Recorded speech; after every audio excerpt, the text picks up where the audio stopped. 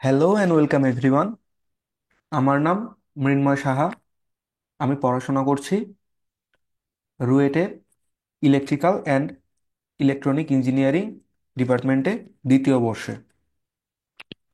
আজকে তোমাদের 2024 ব্যাচের ঢাকা বিশ্ববিদ্যালয়ের ভর্তি পরীক্ষা হয়ে গেল। তো এই ভিডিওতে আমরা ফিজিক্স অংশের এমসিকিউ এবং লিখিত এর সলিউশন নিয়ে কথা বলবো। প্রত্যেকটি এমসিকিউ এবং রিটেনের কমপ্লিট সলিউশন আমরা এই ভিডিওতে দেখার চেষ্টা করব। কথা না বাড়িয়ে আমি শুরু করে দিচ্ছি।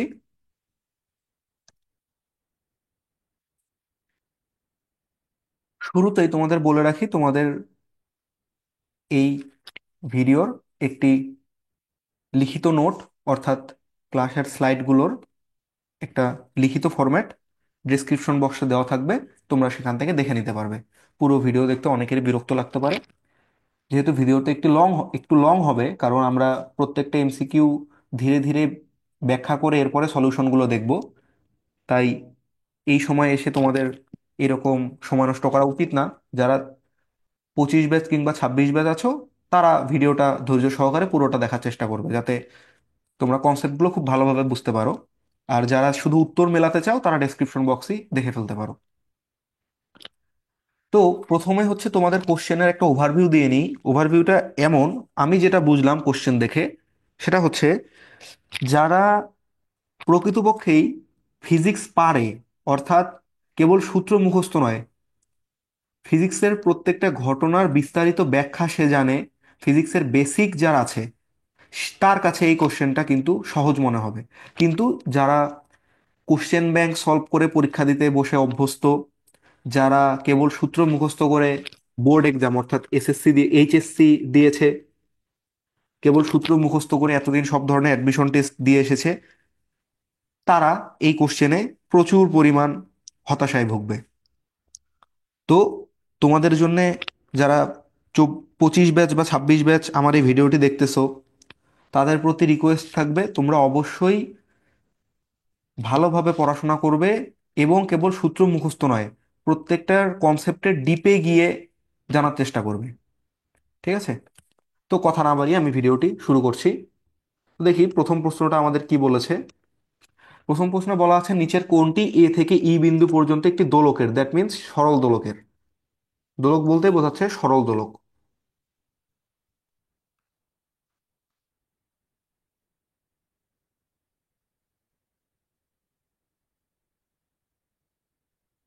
সরল দোলক দোলকের ববের ত্বরণ সবচেয়ে ভালো মতো চিত্রায়িত করে। তো সরল দোলকের ক্ষেত্রে যে কনসেপ্টটা আমরা জানি, সেটা হচ্ছে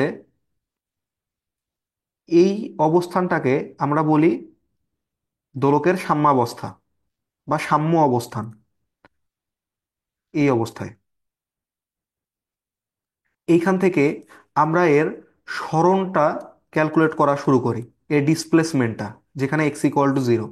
যত ডানে সরে যায়, তত আমরা বলি x 1 2 3 4 এভাবে বৃদ্ধি পাচ্ছে, এবং এক সময় গিয়ে এটা ম্যাক্সিমাম ডিসপ্লেসমেন্টে যায়, যাকে আমরা বলি x = a। এটাকে যদি আমরা এখান থেকে একটা পারপেন্ডিকুলার লাইন এই সাম্য সাম্য লাইনের উপরে ড্র করি, তাহলে x = a হচ্ছে এই পয়েন্টটা। এবার দোলকটা এইরকম ভাবে এখান থেকে এই দিকে প্রথমে যাবে, তারপর এই দিকে ব্যাক করবে, ব্যাক করে ওই একই -x পর্যন্ত যাবে, অর্থাৎ এইরকম কোনো একটা পজিশনে আসবে। যেহেতু এই পয়েন্ট থেকে আমরা x = 0 ক্যালকুলেট করা শুরু করছি, এবং এই দিকটাকে বলতেছি পজিটিভ দিক, তাহলে অবভিয়াসলি এখানকার এক্সটা আমাদের কত হবে? x = হবে -a।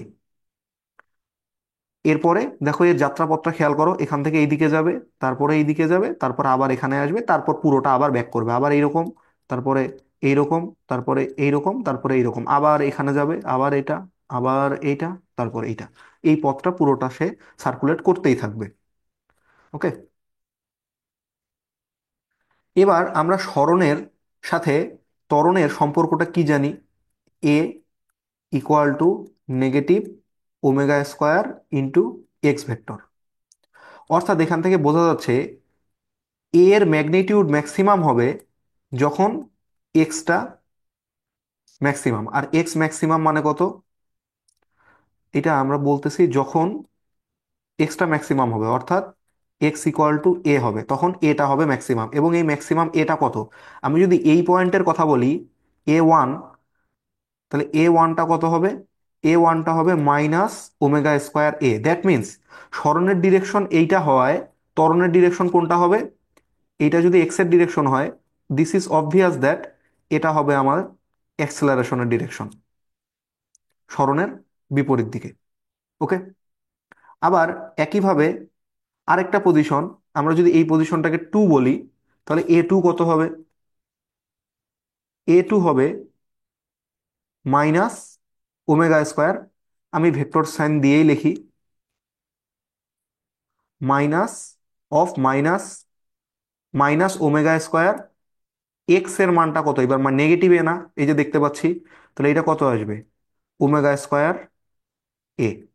অর্থাৎ যেহেতু এটা এবার এই দিকে আছে, সরি এক্সটা এবার এই দিকে আছে, এক্সটা আছে এই দিকে, দিস ইজ অবভিয়াস দ্যাট এটা আমাদের এই দিকেই হবে। বোঝা গেছে? এবার যখন x equal to zero position, এই পজিশনটাকে যদি আমরা থ্রি পজিশন বলি, তাহলে কোথায় হবে? এই থ্রি পজিশনে এটা হবে A3 equal to minus omega square into zero, যেহেতু এখানে এক্স ইকুয়াল টু জিরো, অর্থাৎ অ্যাক্সেলারেশনটা হবে জিরো। কেবল ওর উপরে টান বলটা ক্রিয়াশীল থাকবে উপরের দিকে, সুতার টান যেটা। ঠিক আছে? যেহেতু এটা একটা সার্কুলেটরি পথে মেনটেন করতেছে, কিছুটা সার্কুলেটরি তো, তাই না? তো এই কারণে একটা টেনশন ফোর্স কিন্তু থাকবে সুতার উপরে। এইবার দেখি তাহলে, এইখানে দেখো, এইরকম অবস্থায় এইখানে দেখতে পাইলাম এই জায়গায় ত্বরণটা কোন দিকে? এই দিকে, যেটা তাকে ফিরায় আনতে যাচ্ছে। এই অবস্থায় এনে এটাও তাকে ফিরাইতে যাচ্ছে তার কেন্দ্রের দিকে। এবার তারপর এইখানে এসে কোনো অ্যাক্সেলারেশন থাকতেছে না, শুধু অ্যাক্সেলারেশনটা কেন্দ্রের দিকে। আবার যখন দূরে যাওয়া শুরু করছে, সেই পজিশনে এসে আবার বারবার সে কেন্দ্রের দিকে থাকতে চায়। আবার যখন এইখানে আসছে, তখনও আবার সে কেন্দ্রের দিকে থাকতে চায়। ওকে। তাহলে আলটিমেটলি আমাদের কোন চিত্রটা পারফেক্টলি শো করতেছে? সেটা হচ্ছে সি। এ নাম্বারে দেখো সবগুলো ত্বরণ বাইরের দিকে, তাহলে এটা সত্য না। বি নাম্বারে কিছু ত্বরণ, সি নাম্বারে কি কোনো, সি পজিশনে কি কোনো আসলে ত্বরণ থাকবে? থাকবে না তো, জিরো না ত্বরণ, কেবল উপরের দিকে টেনশন ফোর্সটার কারণে একটা অ্যাক্সেলারেশন থাকবে। এইটার প্রত্যেকটাই দেখাচ্ছে কেন্দ্রের দিকে, না এটাও হবে না। তাহলে সঠিক উত্তর হচ্ছে আমাদের সি। ওকে। নেক্সট প্রবলেমে আমরা যাই। আমি বললাম এটা হচ্ছে পুরো একদম বেসিক আলোচনা, যারা 25 এবং 26 ব্যাচ আছো তাদের জন্য। একটি পোস্ট অফিস বক্সের চতুর্থ বাহুতে এস চতুর্থ বাহু এস এ 1 মিটার দৈর্ঘ্য ও প্রস্থচ্ছেদের একই ধাতুর দুটি তার সমান্তরালে যুক্ত করা হলো। এবার দেখো, এই পোস্ট অফিস বক্স দেখেই ম্যাক্সিমাম মানুষ ঘাবড়ায় গেছে, পোস্ট অফিস বক্স কথা দেখে। বাট এই পোস্ট অফিস বক্সের কনসেপ্ট আর হুইটস্টোন ব্রিজের কনসেপ্ট একদম সেম টু সেম।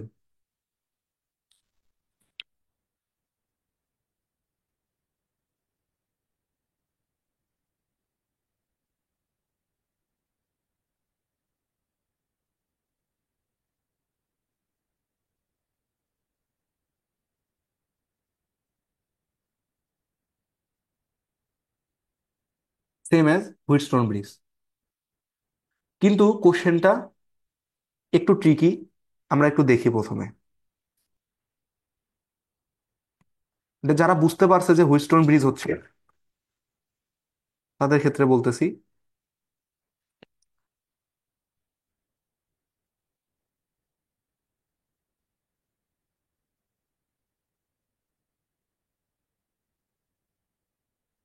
এই যে পি, এই যে কিউ, এই যে আর, এই যে এস। এবার রেজিস্টরের মানগুলো আমাদের কাছে দেওয়া আছে। পি এর মান হচ্ছে 1000, কিউ এর মান দেওয়া আছে 10, আর এর মান দেওয়া আছে 2000, এস এর মানটা জানি না। তাহলে বুঝতেই পারতেছো, P by Q equal to R by S যদি করি আমরা, তাহলে এস ইকুয়াল টু কত আসবে?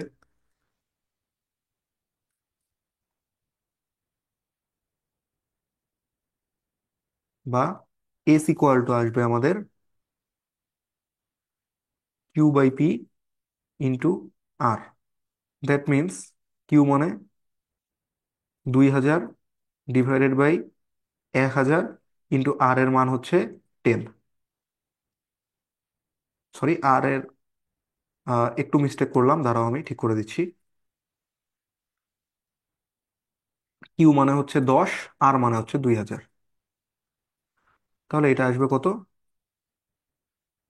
20 ওহম। এবার যে ঘটনাটা ঘটবে সেটা আমরা জানি।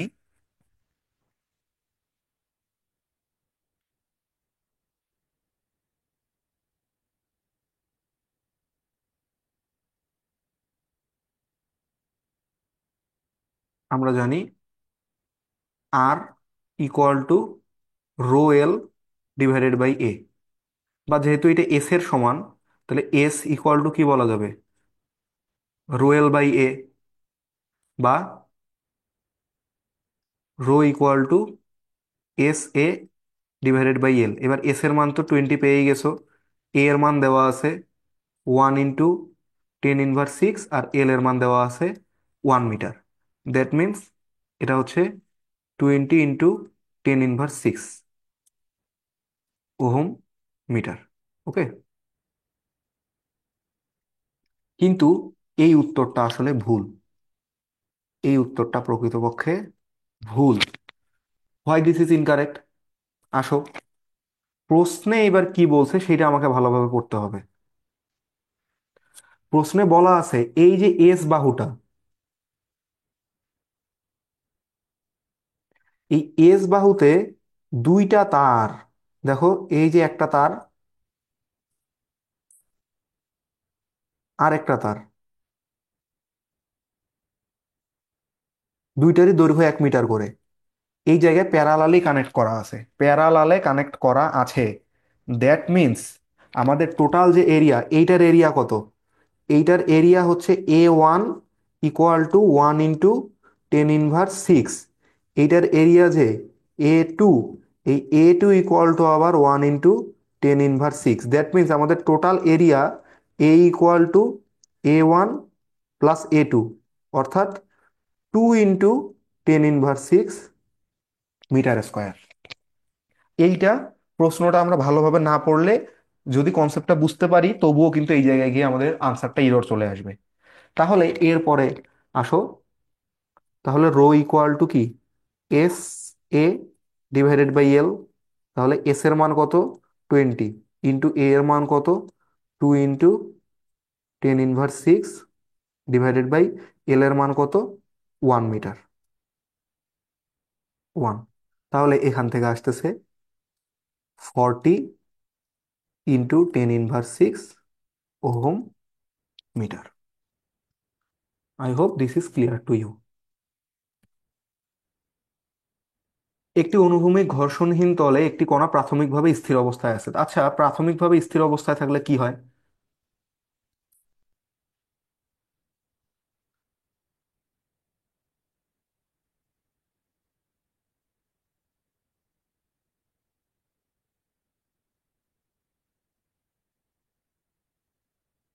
প্রাথমিক অবস্থায় স্থির, অতএব ইউ ইকুয়াল টু তার 0। এইবার আসো, কাচ শক্তি উপপাদ্য আমাদের কি বলে?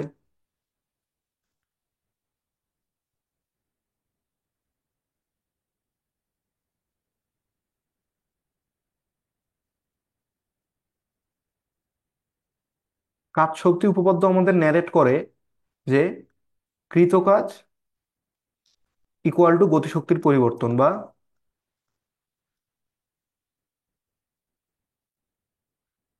গতিশক্তির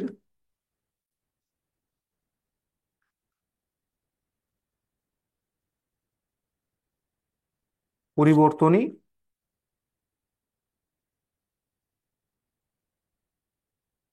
কৃত কাজ। অতএব আমরা বলতে পারি না W equal to del K E, অর্থাৎ কাইনেটিক এনার্জি চেঞ্জ, বা এটাকে কি বলা যায়? Half M V square minus half M U square. এবার ইউ তো 0, তাহলে এটা কি আসতেছে, হাফ এম ভি স্কোয়ার, যেহেতু ইউ ইকুয়াল টু জিরো। তাহলে আমরা ডাব্লু এবং ভি এর মধ্যে কি ধরনের সম্পর্ক দেখতে পাচ্ছি? W proportional to v square. তাহলে ডাব্লু প্রপোর্শনাল টু যখন ভি স্কোয়ার হবে, তখন এদের মধ্যে গ্রাফিক্যাল ইন্টারপ্রিটেশনটা কি আসবে? ওয়াই অ্যাক্সিস বরাবর যদি আমরা ওয়ার্ককে রাখি, আর এক্স অ্যাক্সিস বরাবর যদি আমরা ভেলোসিটিকে রাখি, তাহলে গ্রাফটা এক্সপোনেনশিয়াল গ্রাফ হবে না? অর্থাৎ এইটা এইরকম ভাবে বাড়বে। ওকে, তাহলে আমাদের গ্রাফটা হচ্ছে বি সঠিক উত্তর। এইবার যারা এই কাজ শক্তি উপপাদ্য জানি না আমরা, তারা কি করতে পারি? এটা কাজ শক্তি উপপাদ্য ছাড়াও করা যায় কিভাবে? আমরা কাজ ইকুয়াল টু কি জানি? বল গুণন সরণ, W equal to F S. আবার এফ ইকুয়াল টু কি? M A into S. আর যখন এস এর ফর্মুলা আমরা বসাইতে পারি না, ইউটি প্লাস হাফ এটি স্কোয়ার, তাহলে আদিবেগ যখন জিরো, তখন zero into T plus half এটি স্কোয়ার, বা শুধু হাফ এটি স্কোয়ার। তাহলে এম ইন্টু এ ইন্টু হাফ এ টি স্কোয়ার, তাহলে কত আসতেছে? Half M A square T square. আবার আমরা ত্বরণের সংজ্ঞা অনুসারে কি জানি? ত্বরণ a equal to v minus u divided by t, বা a equal to v minus zero divided by t, বা a equal to just normally v by t. তাহলে এই মানটা বসানো যায় না। কেন এগুলোকে চেঞ্জ করছি? কারণ আমাদের সম্পর্কটা ডাব্লু এবং এ এর মাধ্যমে আনতে হবে। সরি, ডাব্লু এবং ভি এর মাধ্যমে আনতে হবে। তাহলে v by t whole square into t square, বা half M V square by t square into t square. Ultimately সম্পর্কটা আসলো half M V square. Okay, I hope তোমরা বুঝতে পেরেছো। তাহলে এখান থেকেও কিন্তু একই রিলেশন পাওয়া যাচ্ছে, যে W proportional to v square. এটাই হচ্ছে আমাদের মেইন রিলেশন। ওকে, এখন তোমাদেরকে একটা হোমওয়ার্ক দিচ্ছি। সেটা হচ্ছে,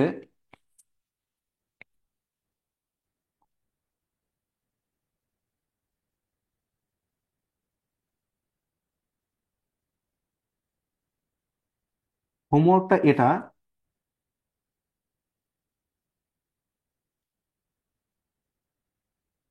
root over W and V এর রিলেশনটা কি হবে, এটা তোমরা কমেন্ট করবা। খুবই সহজ জিনিস, ট্রাই করবা।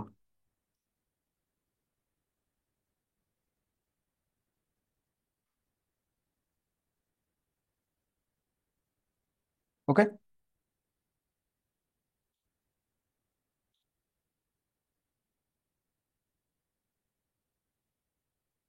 এবার দেখো, একটি তাপগতীয় সিস্টেমকে দুটি ভিন্ন পথে এ অবস্থা থেকে বি অবস্থায় নেওয়া হয়।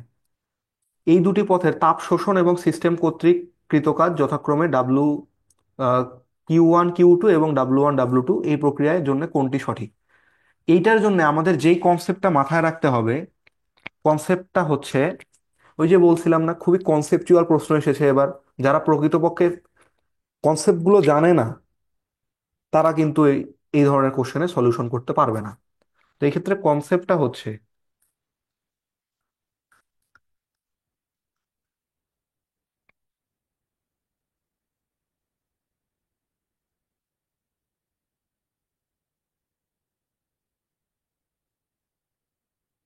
অভ্যন্তরীণ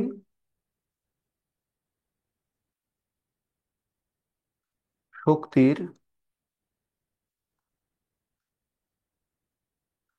পরিবর্তন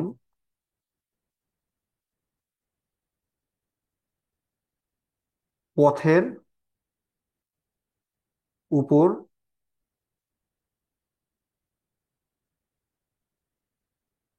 নির্ভর করে না। সিধি নো বাকওয়াস। অভ্যন্তরীণ শক্তির পরিবর্তন পথের উপরে নির্ভর করে না। দ্যাট মিন্স আমরা যদি এ থেকে বি পথে, এ থেকে বি অবস্থায় 1 নাম্বার পথে নিয়ে যাই, তাহলেও তার ডেল ইউ বা ইউ যেটা আসবে, আমরা ডেলটা না লিখতেছি, ইউ লিখতেছি শুধু, সেই একই পরিমাণ ইউ আমরা পাবো যদি এ থেকে বিতে 2 নাম্বার পথে নিয়ে যাই। ঠিক আছে, এই জিনিসটা আমরা কোথায় পড়ছিলাম মনে পড়ে কি? বিভব শক্তির ক্ষেত্রে, যে বিভব শক্তির পরিবর্তন পথের উপরে নির্ভর করে না।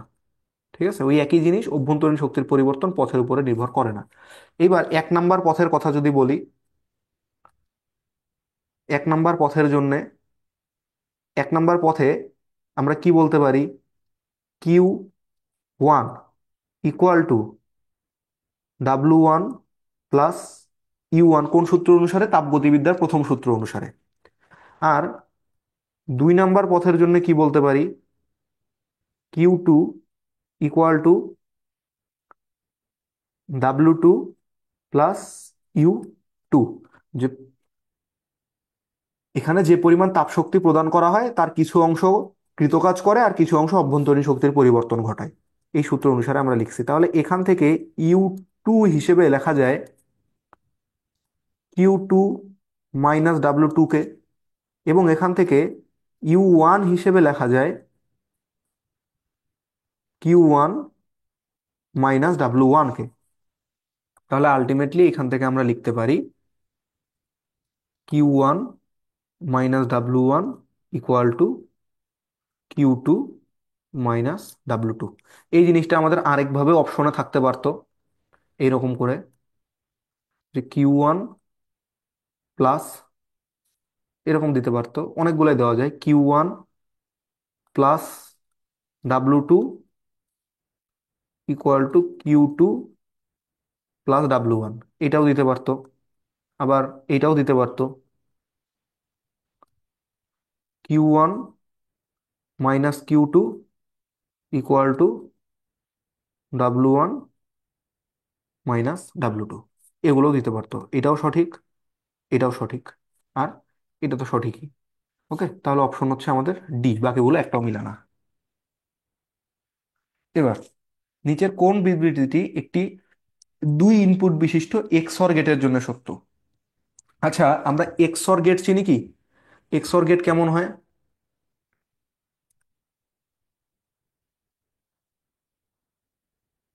এক্সঅর গেটটা হচ্ছে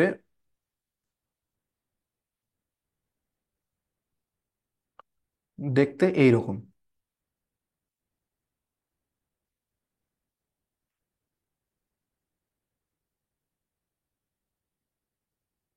যার ইনপুটে 2-এর অধিক টার্মিনাল নেওয়া যায়, দুইও নেওয়া যায়, 2-এর অধিকও নেওয়া যায়, এবং আউটপুটে আমরা একটা টার্মিনাল রাখি। আউটপুট টার্মিনালটাকে ওয়াই দিয়ে রিপ্রেজেন্ট করি, আর এ আর বি দিয়ে রিপ্রেজেন্ট করলাম ইনপুট টার্মিনালকে।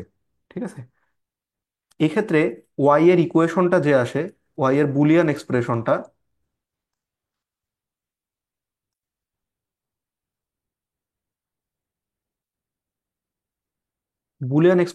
আসবে Y equal to A logical plus B, একে বলি আমরা লজিক্যাল প্লাস বা যৌক্তিক যোগ। এইটা কিছুটা এইরকম আসে, A B prime plus A prime B। ওকে, এটা আমাদের মুখস্থ রাখতে হয় বা জানতে হয়। এখন আমরা এটা ট্রুথ টেবিলটা দেখার চেষ্টা করি। ট্রুথ টেবিলটা আমি তোমাদের জন্য পুরো আঁকতেছি।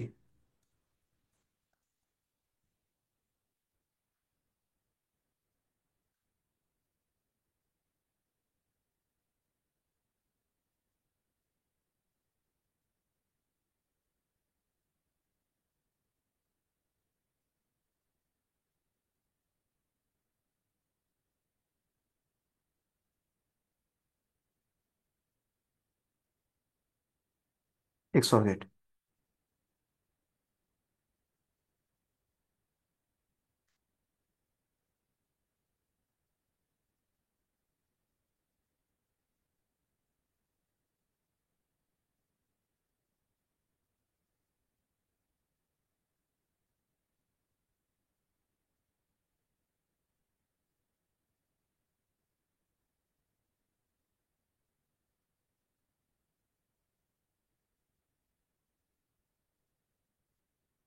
এত বড়টা লাগবে না আমাদের,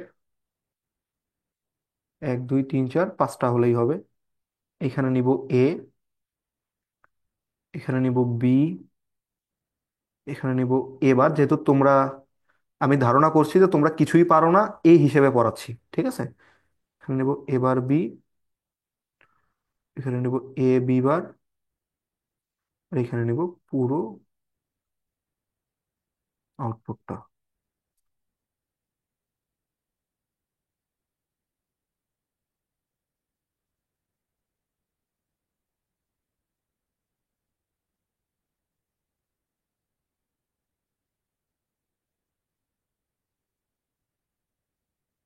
ওকে, তাহলে আমরা এখানে ইনপুট প্রথমে নিচ্ছি এ বি, তারপরে রাখতেছি এ বার বি বার, তারপরে এ বার বি প্লাস এ বি বার, তারপরে যোগ করে দিব এ বার বি প্লাস এ বি বার। এটাই হচ্ছে আমাদের ওয়াই, ঠিক আছে। এবার এই কম্বিনেশন কয়টা হবে বলো তো? কম্বিনেশন হবে 2 two the power n। Input সংখ্যা যদি n হয় তাহলে 2 two the power 2 equal to 4, অর্থাৎ 4টা কম্বিনেশন আসবে। 4টা কম্বিনেশন কি কি? 4টা কম্বিনেশন হলো আমাদের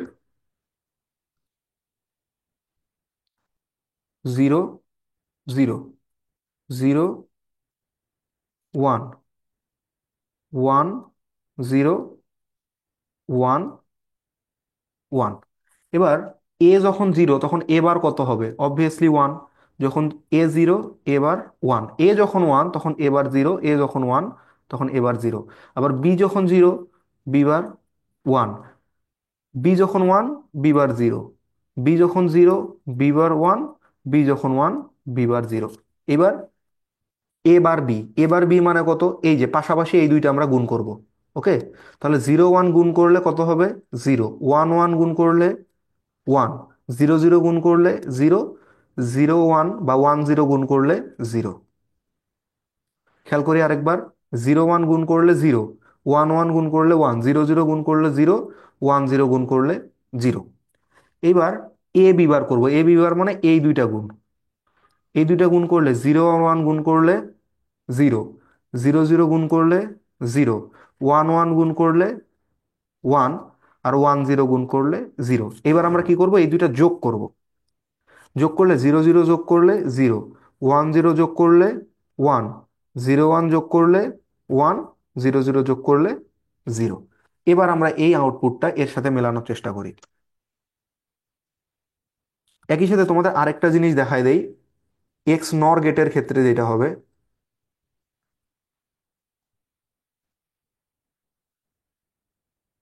এক্স নর গেটের জন্য এ বি, আর আমি ডিরেক্ট ওয়াইটা লিখতেছি, ঠিক আছে। তাহলে 0 0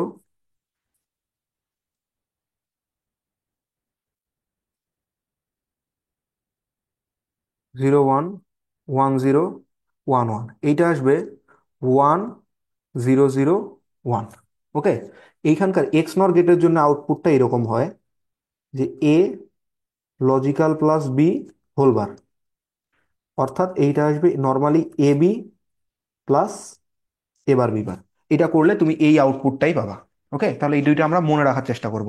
তাহলে এবার তুমি এই এক্সর এর আউটপুটটার সাথে এটা মেলানোর চেষ্টা করো। সেটা হচ্ছে, যখন আমাদের উভয় ইনপুট 1 তখন আউটপুট 1, এটা কি সত্য? না, এটা ভুল। তাহলে এটা আমাদের হবে না। তারপরে উভয় ইনপুট 0 হলেই আউটপুট 1 হয় না, উভয় ইনপুট 0 হইলো আউটপুট কি 1 হইলো? না, আউটপুট তো 0 হইলো। উভয় ইনপুটগুলো ভিন্ন হলে আউটপুট 1 হয়। ইনপুট ভিন্ন মানে কি? একটা 0 আর একটা 1, আর একটা 1 আর একটা 0। তাহলে এইটা হচ্ছে সত্য। এটা কি ইনপুটগুলো ভিন্ন হলে আউটপুট 0 হয় না, ইনপুটগুলো ভিন্ন হলে আউটপুট 1 হচ্ছিল। তাহলে এই তিনটা ভুল, সঠিক উত্তর হচ্ছে এইটা, সি। ঠিক আছে। আর যখন নর গেট, সরি এক্স নর গেট, তখন হবে ইনপুটগুলো ভিন্ন হলে আউটপুট জিরো, আর ইনপুটগুলো একই হইলে আউটপুট ওয়ান। যেমন জিরো জিরো যখন হয় তখন দেখো ওয়ান। তাহলে এইটার জন্যে ইনপুট যখন সেম, ইনপুট সেম, তখন আউটপুট হচ্ছে ওয়ান। আর যখন ইনপুট ডিফারেন্ট, তখন আউটপুট হচ্ছে জিরো। এগুলো আমরা মনে রাখার চেষ্টা করব। ওকে, এরপরে আসি। একটি প্রোটনের গতিশক্তি এর মোট শক্তির 75% হলে প্রোটনের দ্রুতি কত? ঠিক আছে, কোশ্চেন বুঝেছি। এবার আমরা জানি গতিশক্তি একটু, আচ্ছা মোট শক্তি ইকুয়াল টু কত, এটা আগে দেখি।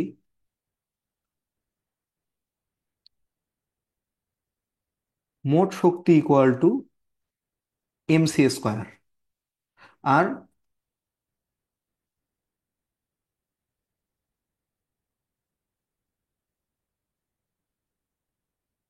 স্থিতিশক্তি equal to m not C square. তাহলে গতিশক্তিটা কত হবে?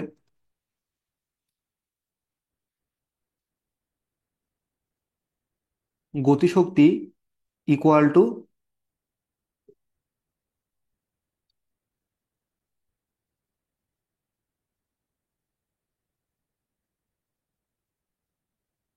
মোট শক্তি মাইনাস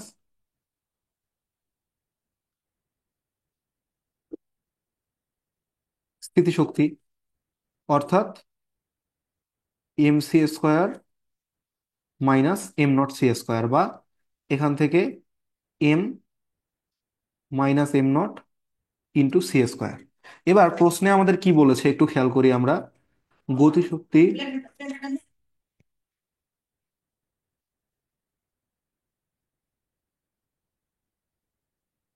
গতিশক্তি ইকুয়াল টু মোট শক্তির 75%। তাহলে আমরা বলতে পারি মোট শক্তি ইন্টু 75%। এবার গতিশক্তি কত? M minus am not C square. আর মোট শক্তি কত? M C square. আর 75% মানে 75/100, অর্থাৎ 3/4। তাহলে দুই দিক থেকে সি স্কোয়ার কেটে দিলে এখানে এমন আসবে M minus M naught equal to M into 3/4। এবার ফোর দিয়ে গুণ করে দিলে কত আসবে? 4m minus 4m naught equal to thrice M.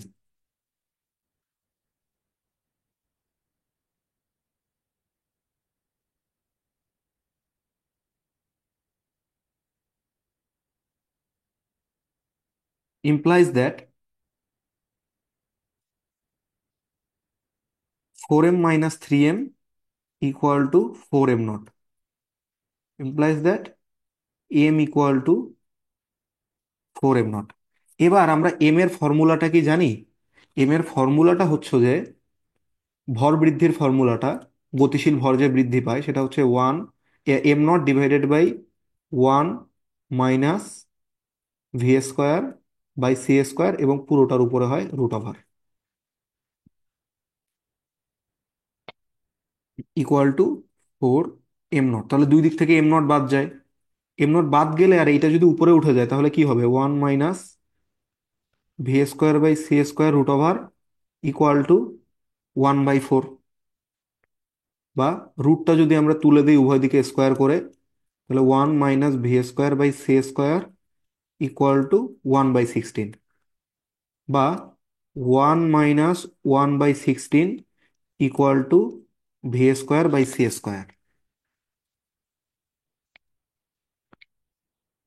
বা এটা কত আসবে?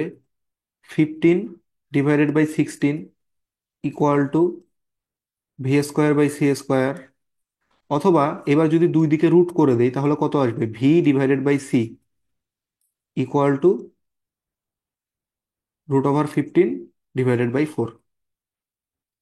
বা v equal to √15 / 4 into c. এখন আমি এটা তোমাদেরকে বোঝাচ্ছি বলে এত বড় করে করলাম, পরীক্ষার হলে যখন আসতো তখন কিন্তু এত বড় করে করতাম না। এই লাইন লিখতাম, তারপরে ডিরেক্ট এখান থেকে এই ক্যালকুলেশনে যাইতাম, তারপরে এইটুক ক্যালকুলেট করতাম। ঠিক আছে, তোমরাও আস্তে আস্তে প্র্যাকটিস করতে করতে ওই পরিমাণ এফিসিয়েন্ট হয়েই যাবা বলে আমার বিশ্বাস। তাহলে 6-এর উত্তর হচ্ছে এ। এবার একটি অপবর্তন ঝালর বা গ্রেটিং ব্যবহার করে একটি পর্দায় আলোর ডোরা পাওয়া যায়। সমস্ত যন্ত্রপাতি উৎস গ্রেটিং মানে সবকিছুই নিয়ে 1.33 প্রতিসরণাঙ্কের একটি তরলে নিমজ্জিত করা হলো। দ্যাট মিনস এইটা হচ্ছে আমাদের ডিফ্র্যাকশন ইন্ডেক্স। ঠিক আছে, তাহলে এইটাই হচ্ছে আমাদের মিউ এর মান।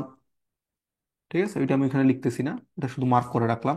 এবার আমরা জানি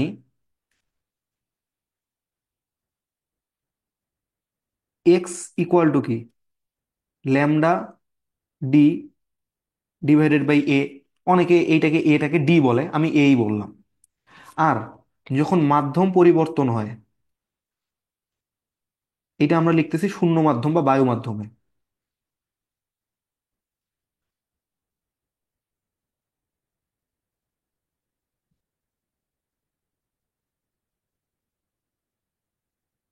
বায়ু বা শূন্য মাধ্যমে মাধ্যম পরিবর্তন হলে ল্যামডা চেঞ্জ হয়।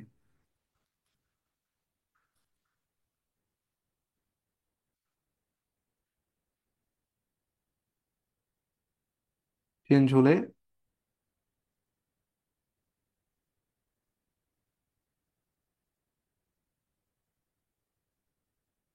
ওয়েভলেন্থ চেঞ্জ হয়, কারণ কম্পাঙ্কটা ফিক্স থাকে।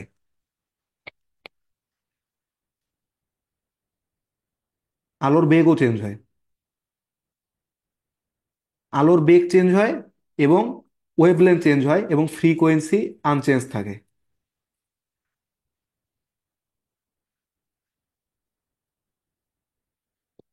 ওকে, তাহলে এইখান থেকে ইকুয়েশনটা এরকম আসে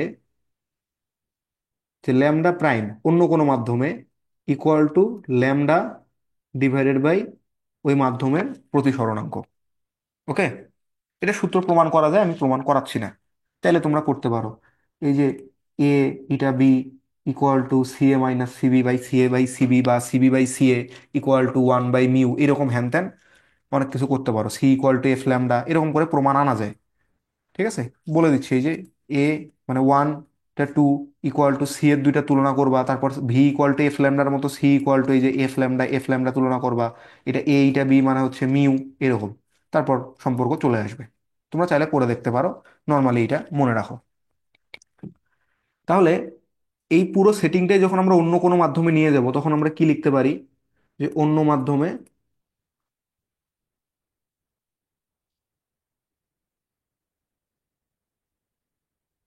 অন্য মাধ্যমে এক্স প্রাইম ইকুয়াল টু কি হবে, ল্যামডা প্রাইম। বা ডি তো চেঞ্জ হবে না, এও তো চেঞ্জ হবে না। তাহলে এইখান থেকে একটু ক্যালকুলেট করি।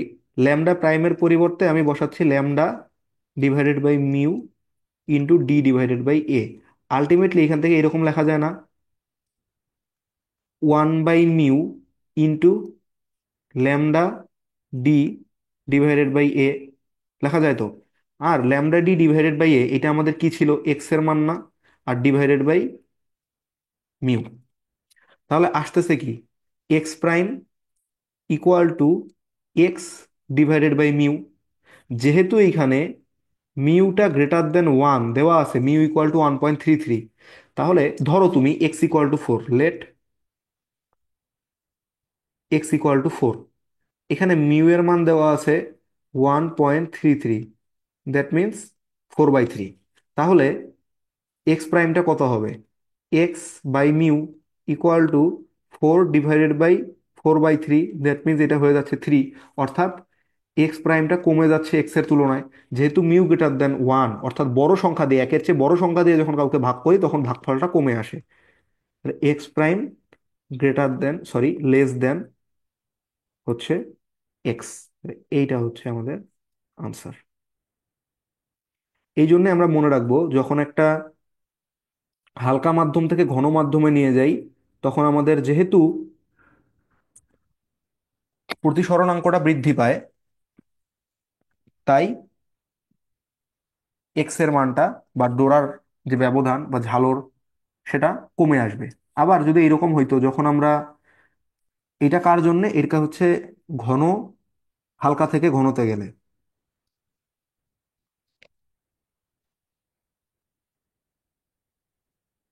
হালকা থেকে ঘন। আবার যখন আমরা ঘন থেকে হালকায় যাব, তখন মিউ লেস দেন হবে 1, যার ফলে এক্স প্রাইম গ্রেটার দেন হবে এক্স। এটা কার জন্যে? এটা হচ্ছে যখন আমরা ঘন থেকে হালকা মাধ্যমে যাব। ঠিক আছে, এটা আমাদের পরবর্তীতে দেখা যাবে কোনো একটা এমসিকিউ, কখনো কখনো এমসিকিউ চলে আসলো। ঠিক আছে, তাহলে আমাদের এইখানকার উত্তরটা কি? এরা কাছাকাছি আসবে।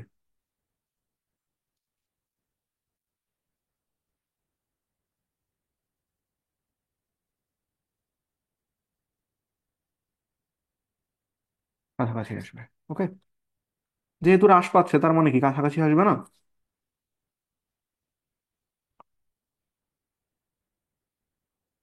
রেকর্ড হচ্ছে তো নাকি? হ্যাঁ, হচ্ছে।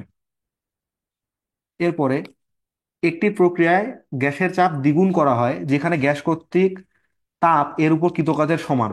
তাহলে একটা কথা বলো আমাকে,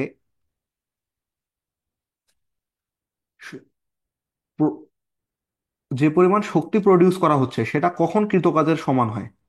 এই জিনিসটা কেবল সমষ্ণ প্রক্রিয়ার জন্য সত্য না।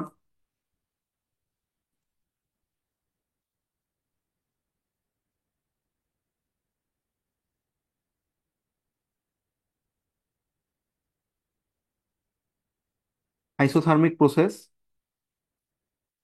বা সমষ্ণ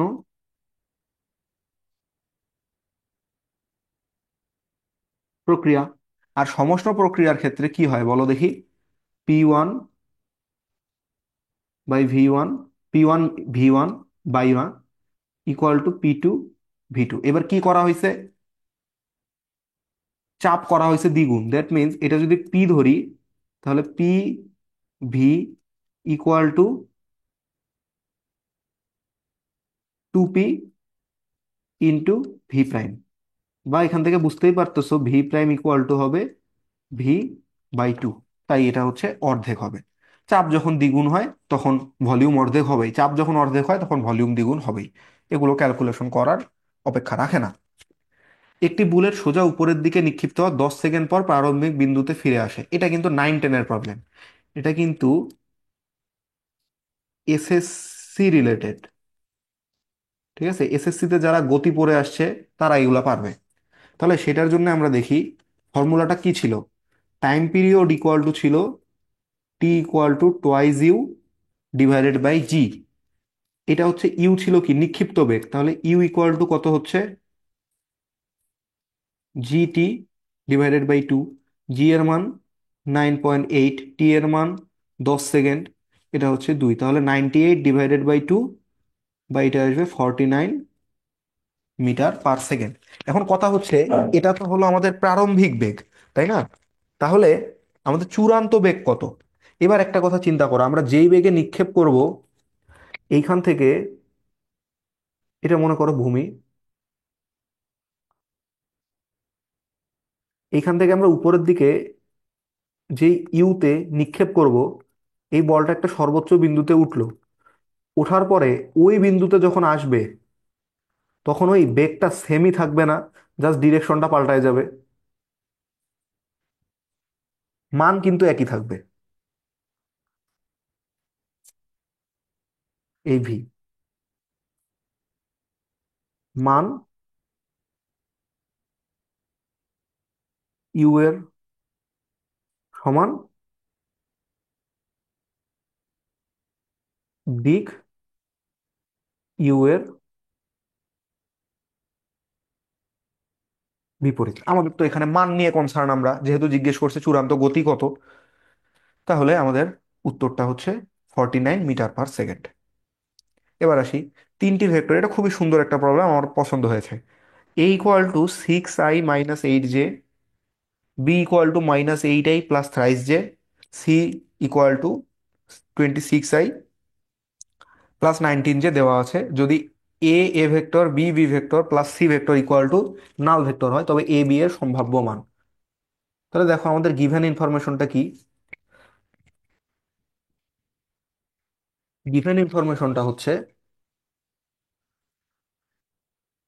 এ a vector plus b b vector plus normally c vector equal to 0। তাহলে এখান থেকে আমরা এইটা বলতে পারি কি, যে a a vector plus b b vector equal to negative c vector, এখানে নাল ভেক্টর বলতে বলে দিলাম। তাহলে এখান থেকে কি লেখা যায়, এ এর মানটা থাকলো, এ থাকলো, এখানে হচ্ছে কত, 6 i cap minus 8 j cap plus b into -8 i cap plus thrice j cap equal to -26 i cap plus 19 j cap. এইবার আমরা এ গুলোকে বি গুলোকে একত্র করে আই এর সহগগুলোকে আলাদা করি, আইটা বের করে রাখি। আই বের করলে কি হচ্ছে, 6a - 8b, তাই না? দেখো এখান থেকে 6a এর সাথে আই থাকবে, এখানে 8 - 8b এর সাথে আর থাকবে, সরি, আই থাকবে। তাহলে আই কমন নিলে আসবে 6a - 8b। এবার যখন জে নিব তখন কি আসবে, প্লাস জে নিলে আসবে -8a plus thrice b, okay, equal to -26i -19 j. আশা করি বুঝতে পারছি সবাই। তাহলে এবার আমরা আই আর জে এর গুলো সহগ সমীকৃত করব। তাহলে লিখব আই ও জে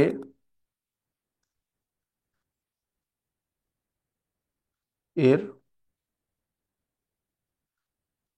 সহগ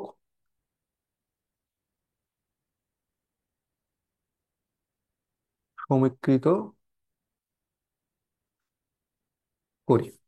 তাহলে 6a - 8b ইকুয়াল টু -26, একই সাথে -8a plus thrice b equal to -19।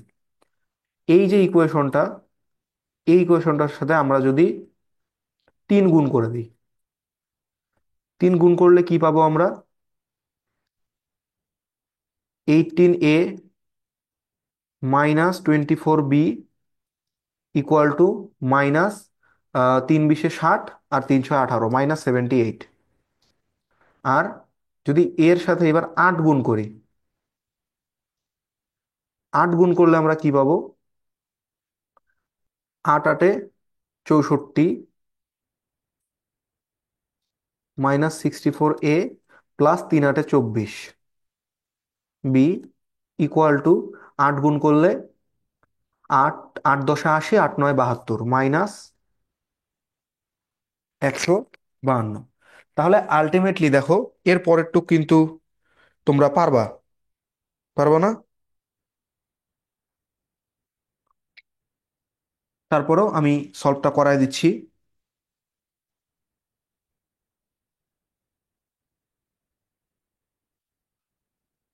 এই দুইটা যখন আমরা যোগ করব তখন কত আসবে, আমার একটা ইম্পর্টেন্ট কল আসছে, একটু দাঁড়াও তোমরা। হ্যালো।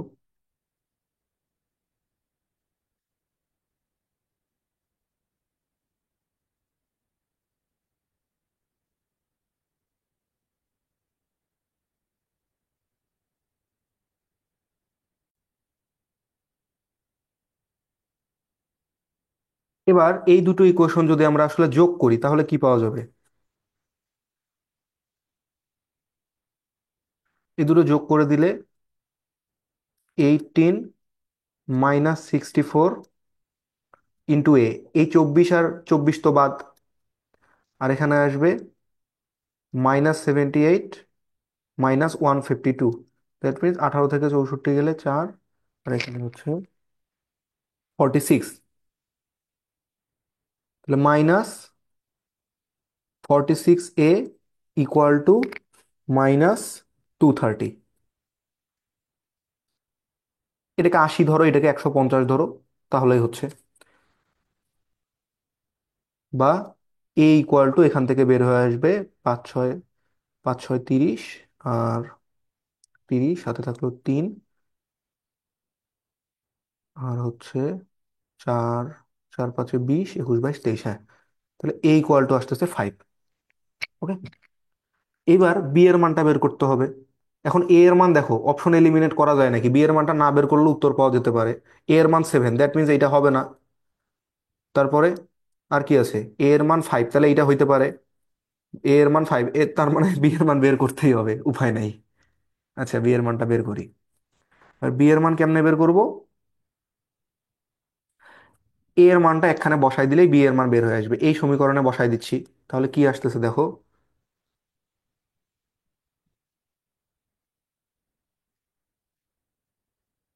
8B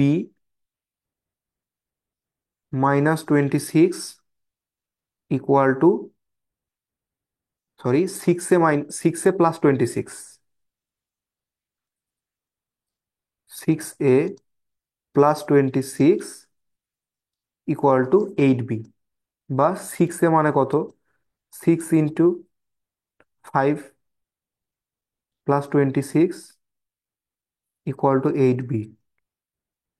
বা 30 প্লাস 26 equal to 8B। 8B equal to 56, বা বি ইকুয়াল টু 7।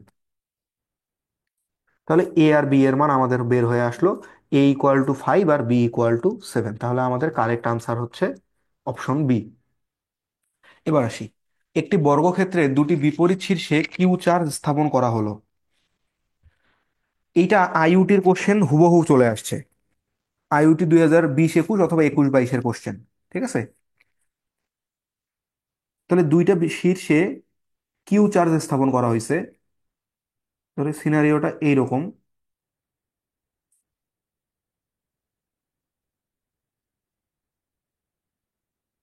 এই হচ্ছে আমাদের সেই স্কোয়ারটা।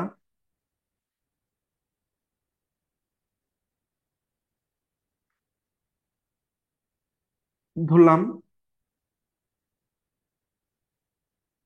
এইখানে রাখা হচ্ছিল কিউ চার্জ, আর এই জায়গায় রাখা হচ্ছে কিউ চার্জ। ওকে, অপর দুই শীর্ষে ছোট হাতের কিউ, দ্যাট মিন্স এই জায়গায় ধরো রাখলাম আমি কিউ চার্জ, এই জায়গায় রাখলাম কিউ চার্জ। ওকে, কি বলা হচ্ছে? যে কোনোটির উপর লব্ধি বল শূন্য হয়। তো যে যে কোনো একটার উপরে আগে লব্ধি বলগুলো বের করি। ধরলাম এই চার্জটার উপরে আমরা নির্ণয় করব। তাহলে ওর উপরে লব্ধি বল কি কি হবে? দেখো, কিউ আর কিউ এই দুটো সমধর্মী চার্জ, তাই এরা একে অপরকে বিকর্ষণ করবে না। তাহলে এর ডিরেকশন কোথায়? এটার লাইন অফ অ্যাকশন কিন্তু এইটা, কেন্দ্র বরাবর সংযোজক রেখা। এটার বাইরের দিকে যদি টেনে দেই তাহলে এইরকম আসবে কিছুটা, এই যে। তাহলে এইটার মান কত আসবে? এটার মান আসবে কে কিউ, আচ্ছা অন্য কালি দিয়ে লিখি, কে কিউ কিউ ডিভাইডেড বাই, দেখো এদের মধ্যে দূরত্বটা কত হবে? বাহুর দৈর্ঘ্যটাকে যদি আমরা আর ধরি তাহলে এই ডিস্টেন্সটা R√2 হবে কিনা বলো তো? বর্গক্ষেত্রে কর্ণের দৈর্ঘ্যের মান R√2 হয়। তাহলে R√2 স্কোয়ার। তাহলে k q q divided by twice r square. এবার দেখো, এবার এই কিউ আর এই কিউ যদি একই ধর্মী হয়, অর্থাৎ সেম চিহ্ন বিশিষ্ট হয়, তাহলে কি করবে? এই কিউটাও এই কিউকে, এই যে এই কিউটা এই কিউকে কি করবে? বিকর্ষণ করবে। দ্যাট মিন্স এই দিকে বল প্রয়োগ করবে, আর এই কিউটা এই কিউকে এই দিকে বল প্রয়োগ করবে, যদি যেহেতু একই ধর্মী তাই বিকর্ষণ হবে। তাহলে আলটিমেটলি এর উপর লব্ধি বল কি জিরো হইলো? হইলো না তো। দেখো এর উপরে এইদিকে একটা বল, এইদিকে একটা বল, এইদিকে একটা বল, লব্ধি জিরো হচ্ছে? হচ্ছে না। তার মানে ওকে জিরো করতে হইলে আমাকে এই কন্ডিশন অ্যাপ্লাই করতেই হবে যে এই কিউ আর এই কিউ একে আকর্ষণ করবে। তার মানে এরা বিপরীত ধর্মী হবে।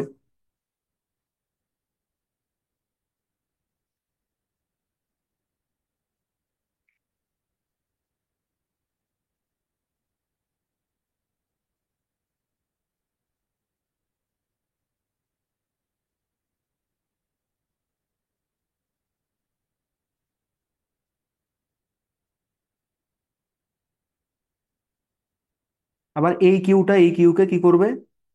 আকর্ষণ করবে। দ্যাট মিন্স এই দিকে। এবং এদের লব্ধিটা কোথায় হবে? এবার এবার এদের লব্ধিটা থাকবে আমাদের এই বরাবর।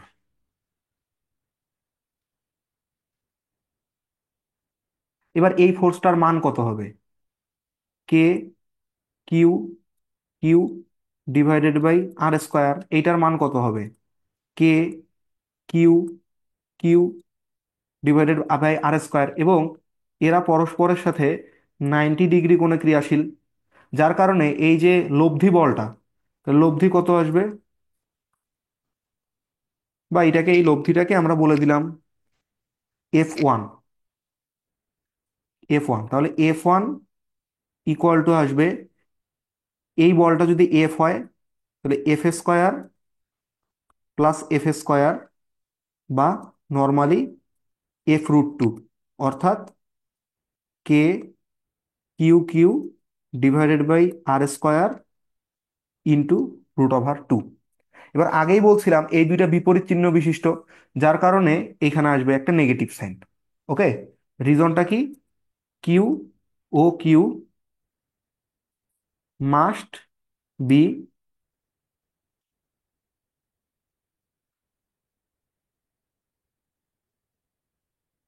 Opposite charges. ঠিক আছে? তাহলে এই অবস্থায় এই দুইটার যোগফল কত হইতে হবে? শূন্য না? অর্থাৎ k q q divided by twice r square minus k q q divided by r square into √2 equal to হবে জিরো। ওকে, বা এটা এইদিকে আনো, k q q divided by twice r square equal to k q q divided by r square into √2। এবার অনেক কিছু কাটাকাটি যায়, শুধু থাকবে এখানে, এদিক থেকে দেখো কি কি কাটতেছে। কে বাদ কিউ বাদ, কে বাদ কিউ বাদ, আর স্কোয়ার এইসব বাদ। বাদ গিয়ে কি থাকতেছে? উপরে কিউ নিচে টু,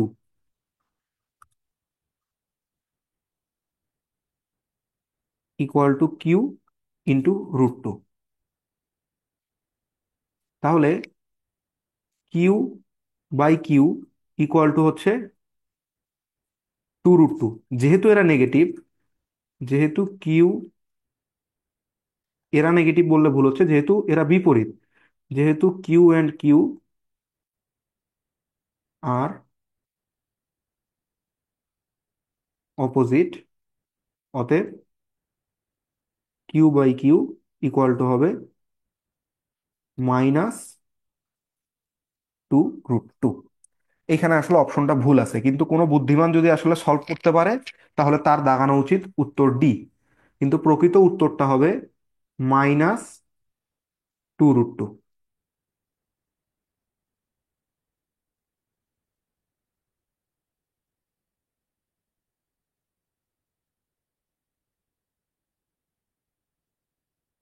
বাইটা হবে না।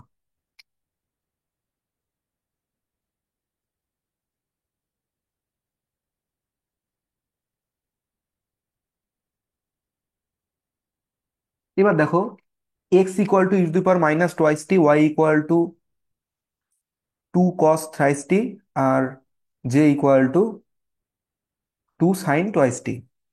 দ্বারা বর্ণিত বক্রপথে একটি কণা ভ্রমণ করে, অর্থাৎ এদের সরণের কোঅর্ডিনেট গুলো দেওয়া আছে।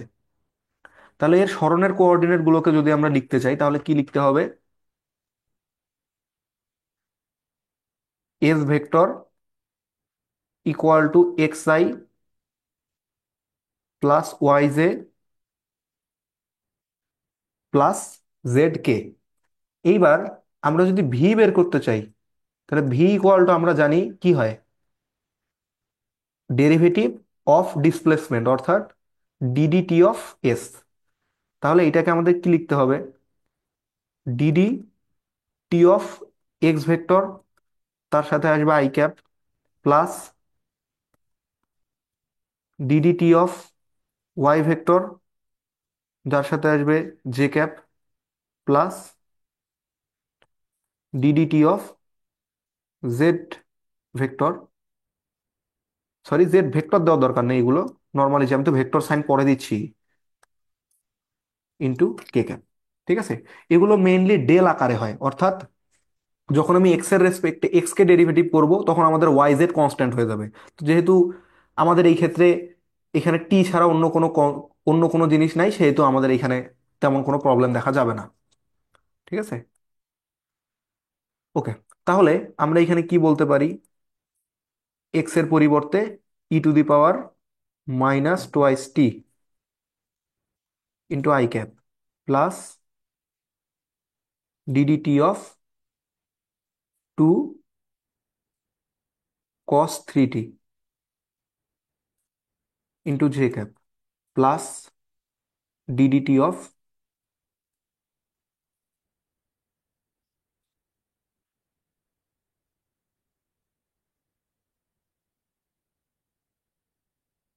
Two sine twice t k cap. এবার আমরা e to the power m x এর ডেরিভেটিভ কি হয় জানি, সেটা কি হয়? M e to the power m x, that means two e to the power minus two t i cap.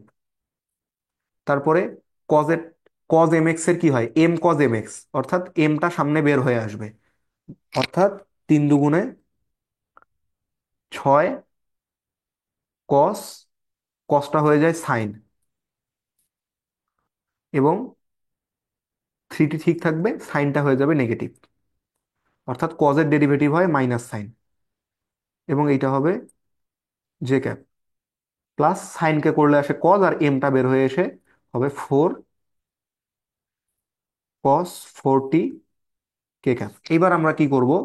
আমাদের বলছে টি ইকুয়াল টু জিরো বিন্দুতে, অর্থাৎ V at T equal to zero. তাহলে আমরা ভি এর ইকুয়েশনটা কি লিখতে পারি? টি এর মান জিরো বসালে minus two into e to the power minus two into zero into i, বা six sine three into zero into j, plus four cos four into zero k. তাহলে e to the power zero, two into zero মানে জিরোই হবে, তাহলে e to the power zero মানে কত? One, তাহলে আসতেছে মাইনাস টোয়াইজ আই। আর এইখানে কত আসবে? সাইন জিরো ডিগ্রির মান জিরো, তাহলে ওইটা বাদ, আর এইটা ফোর কস জিরো এর মান হয় ওয়ান, তাহলে আসবে plus four K cap. Okay, I hope সবাই বুঝতে পেরেছি। তাহলে অপশন হচ্ছে এ।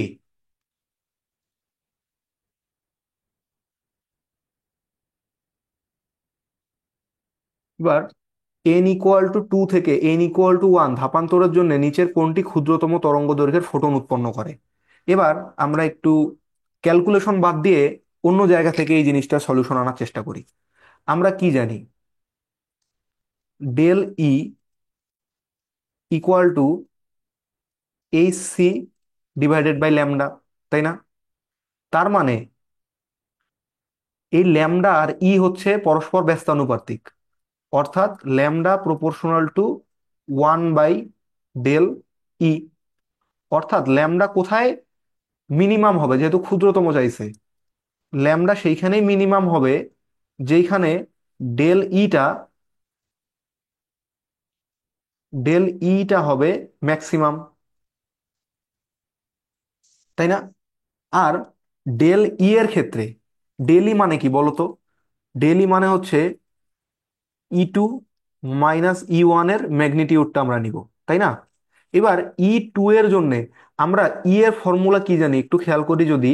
ই এর formula -13.6 into Z² by N², এইটা না? অর্থাৎ তুমি যেই কাহিনী করো না কেন, তোমার প্রত্যেক জায়গায় এই জিনিসটা আসবে, সামনে কিছু একটা থাকবে, তার সাথে Z², Z² হবে, এবং যেহেতু এনটা চেঞ্জ হয়ে যাবে, এনটা চেঞ্জ হওয়ার জন্য এইখানে আসবে N1² -1/N2²। ঠিক আছে? সামনে এটা মনে করো 13.6 রেখে দিচ্ছি আমি। কেন 13.6টা চেঞ্জ করে আমি ইয়ে লিখলাম? কারণ আমাদের এসআই এককে কিন্তু আসবে না 13.6, এটা কিন্তু ইলেকট্রোভোল্টে আসছে। ওকে? তাহলে আলটিমেটলি আমরা কি দেখতে পাচ্ছি?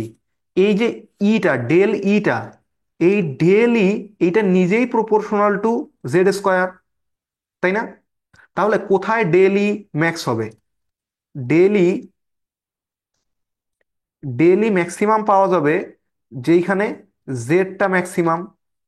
আর এইগুলার মধ্যে এইচ এর ক্ষেত্রে জেড এর মান কত? এইচ এর ক্ষেত্রে Z=, কিন্তু 1। ডিউটেরিয়ামের ক্ষেত্রে Z=2, হিলিয়ামের ক্ষেত্রে Z=2, আর লিথিয়ামের ক্ষেত্রে Z=3। তাই আলটিমেটলি লিথিয়ামের জন্যই সর্বনিম্ন তরঙ্গ দৈর্ঘ্যটা পাওয়া যাবে, অর্থাৎ শক্তিটা বেশি পাওয়া যাবে, যেখানে শক্তি বেশি সেখানে তরঙ্গ দৈর্ঘ্য কম পাওয়া যায়। তাহলে উত্তর হচ্ছে আমাদের লিথিয়াম। ওকে? তাহলে কনক্লুশনটা এইভাবে বলতে পারি যে ল্যামডা মিনিমাম সেইখানেই হবে যেইখানে জেডটা হবে ম্যাক্সিমাম। ওকে? এবার এইটা তো আমাদের একটা ডিরেক্ট ফর্মুলা, এখানে তো কিন্তু অথবা যদিও নাই, তাই না? ডিরেক্ট ফর্মুলাটা কি তোমরা জানো?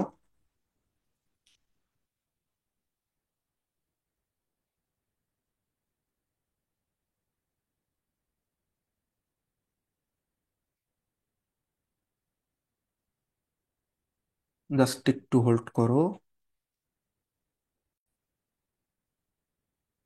এবার এটার ফর্মুলাটা হলো আমাদের এরকম, যে হাফ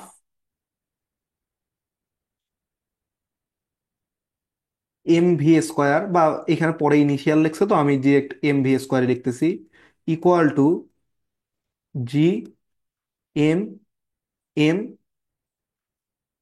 বেসিক থেকে বলতে গেলে রিকোয়ার্ড, বেসিক থেকে যদি একটু বলতে যাই তাহলে এটা এরকম হবে।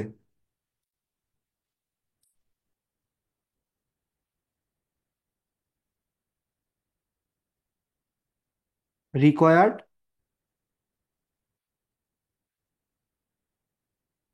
Kinetic energy equal to change in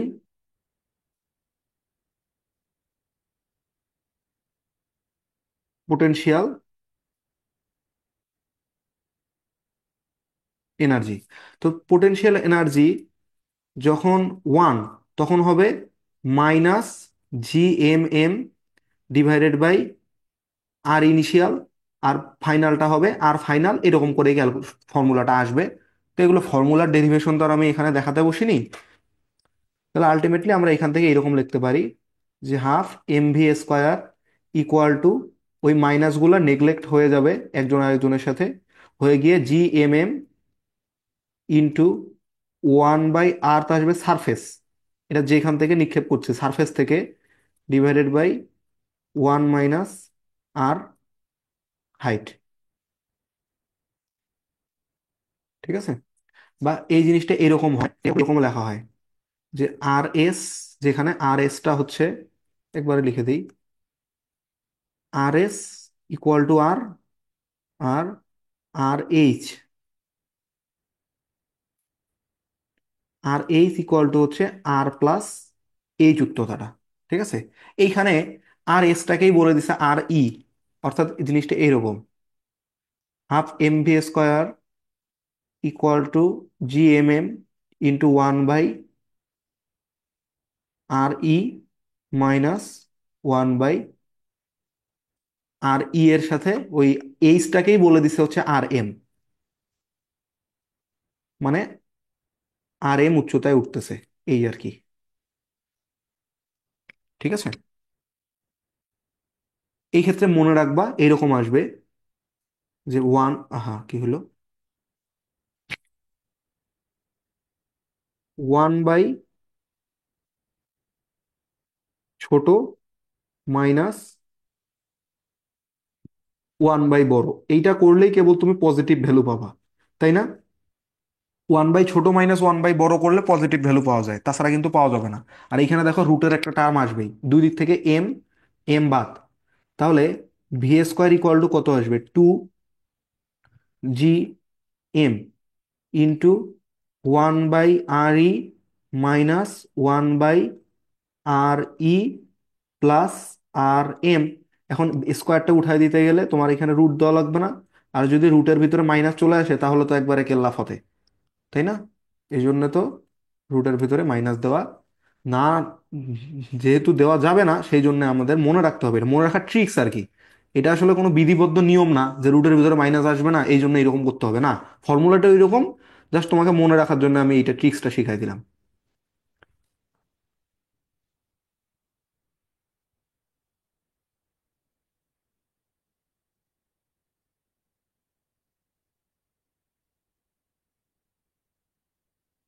তো এই হচ্ছে আমাদের উত্তর।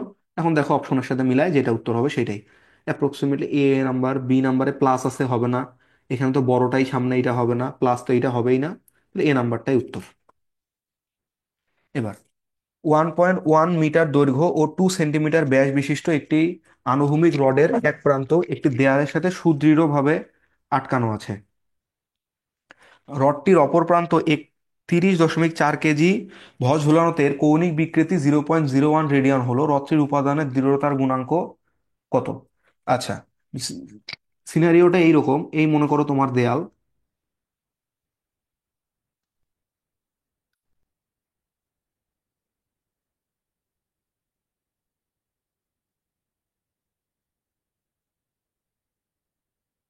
তুমি সাইড ভিউটা দেখতেছো আর কি, এইখানে এই রডটা ঝুলানো আছে,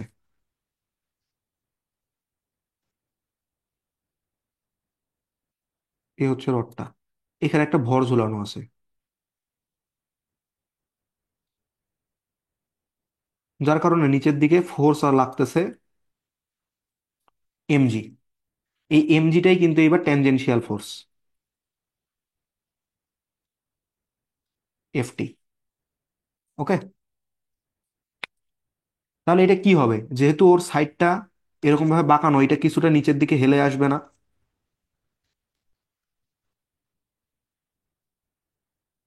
কিছুটা নিচের দিকে হেলে আসবে, এই অ্যাঙ্গেলটাকে আমরা বলি কি, θc, তাই না, বিকৃতি। তাহলে আমরা কি জানি, ফর্মুলা কি দৃঢ়তার গুণাঙ্ক বের করার, ইটা, বা যে কোনো গুণাঙ্ক বের করার ক্ষেত্রেই লাগে হচ্ছে পীড়ন বাই বাই বিকৃতি। ওকে, পীড়ন ইকুয়াল টু এই ক্ষেত্রে কত হয় জানো, এটা হচ্ছে এফ ট্যানজেনশিয়াল ডিভাইডেড বাই যেই ট্যানজেনশিয়াল, যেই এরিয়াটার উপরে ট্যানজেনশিয়াল ফোর্সটা অ্যাপ্লাই হয়, আর বিকৃতি হচ্ছে এই ক্ষেত্রে θc, রেডিয়ান এককে হবে, এখানে উত্তর রেডিয়ান এককেই দেওয়া আছে, তাহলে এফ টির জায়গায় আমরা mg বসাইতে পারি, ডিভাইডেড বাই এরিয়াটা কত হবে, πr² ডিভাইডেড বাই θc। ওকে, এইবার বাকি মানগুলো আমরা বসায় ফেলি, এখানে ডি দেওয়া আছে 2 সেন্টিমিটার, তাহলে আর কত হবে, আর ইকুয়াল টু হবে 1 সেন্টিমিটার। ঠিক আছে, তাহলে পাই এর মান কত, পাই এর মান হচ্ছে 3.14 ইন্টু r², r² মানে হচ্ছে 1 ইন্টু 10⁻² হোল স্কোয়ার, আর mg এর মান হচ্ছে 31.4 না,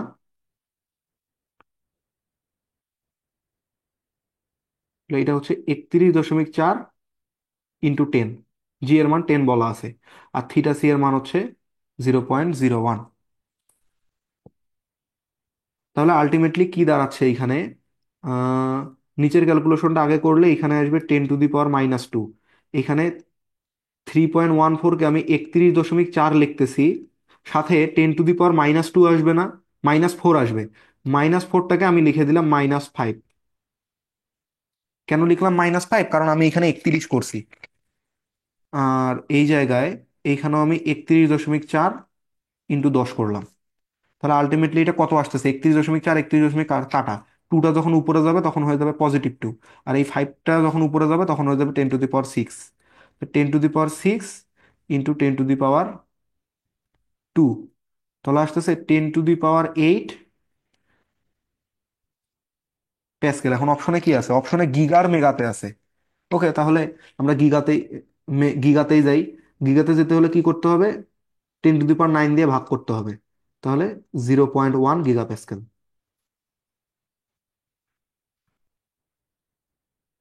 গিগা প্যাসকেল রিজন হচ্ছে 1 গিগা প্যাসকেল ইকুয়াল টু 10⁹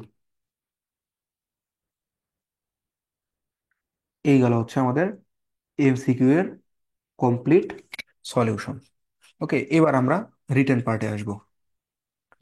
এটা খুবই চমৎকার একটা প্রবলেম, মানে এরকম ভালো প্রবলেম আসলে পরীক্ষায় আসা ডিউ মাঝে মাঝে একটা করে এরকম প্রবলেম রাখে, বিগত 3-4 বছর ধরেই তাই দেখা যাচ্ছে। এই প্রবলেমগুলো খুবই ইন্টারেস্টিং হয়। ঠিক আছে, তো আসি। কি বলছে?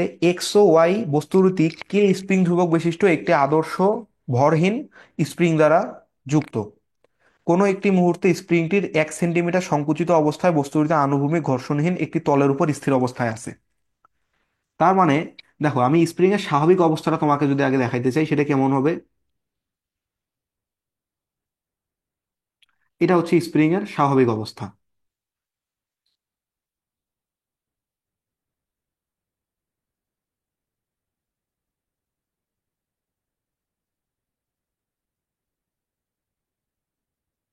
স্বাভাবিক অবস্থা। ওকে, এইবার একে আমি সংকুচিত করছি, সংকুচিত করে তারপরে ছেড়ে দিছি। দ্যাট মিন্স একে আমি এখান থেকে কমায় আনছি, এরকম এরকম কোনো একটা অবস্থানে আনছি। এই ভরটাকে আমি বলতেছি mx, আর উপরে লিখলাম mx, আর এই ভরটাকে বললাম আমি my। এই অবস্থায় কিন্তু স্প্রিংটার x মিটার সংকুচিত আছে, x = 0.01। আচ্ছা, দরকার নাই, এটা সংকুচিত অবস্থা।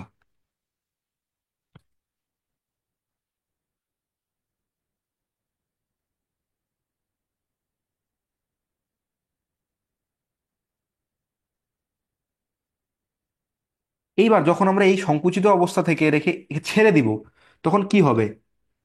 একটা বস্তু এই দিকে দৌড় দিবে, এক্স বস্তুটা এইদিকে ভিএক্স বেগে দৌড় দিল, আর ওয়াই বস্তুটা কি হবে? ওয়াই বস্তুটা এই দিকে দৌড় দিবে ভি ওয়াই বেগে, তাই না?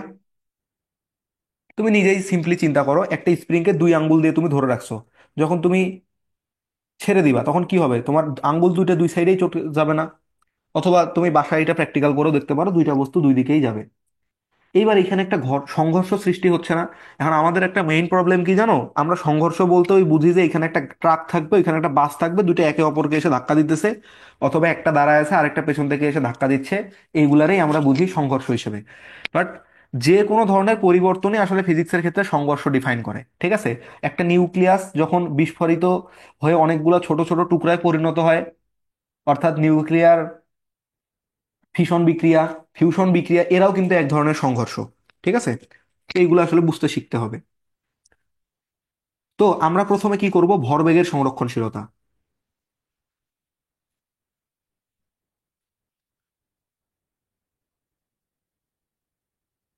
এর থেকে লিখি, প্রথমে হবে ভরবেগের সংরক্ষণশীলতা।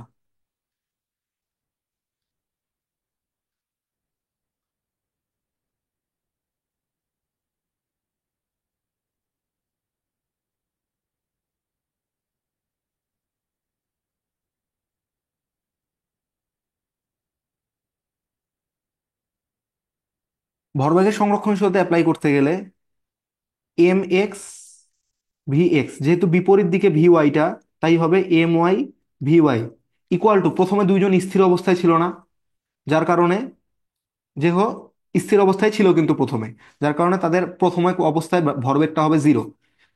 তাহলে এখান থেকে বলা যায় কি, এম এক্স ভি এক্স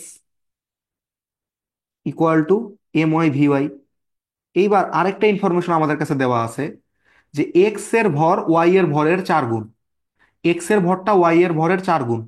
অর্থাৎ তুমি যদি ওয়াই এর ভরটা এম ওয়াই ইকুয়াল টু ধরে নাও হচ্ছে এম, তাহলে এম এক্সটা কত হবে? এম এক্সটা হবে এম ইন্টু 0.4, কারণ এক্স এর ভর ওয়াই এর ভরের 0.4 গুণ। ঠিক আছে, তাহলে আমরা এইভাবে লিখতে পারি এখানে এম এক্সটাকে 0.4 এম বলবো,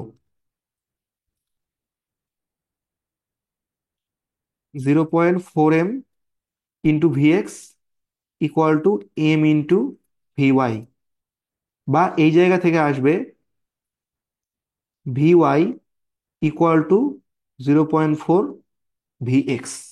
ওকে, এইবার আসবে আমাদের, এইবার আনতে হবে আমাদেরকে শক্তির সংরক্ষণশীলতা। ঠিক আছে, কারণ একটা দিয়ে তো উত্তর পাওয়া যাচ্ছে না। ওকে, এবার শক্তি সংরক্ষণশীলতা আনার জন্য কি করতে হবে? প্রথমে আমাদের বের করতে হবে যে এক্স বস্তুর গতিশক্তি। ঠিক আছে, আমরা লিখলাম kinetic energy of x. Kinetic energy of x কি হবে? Half m m x v x square,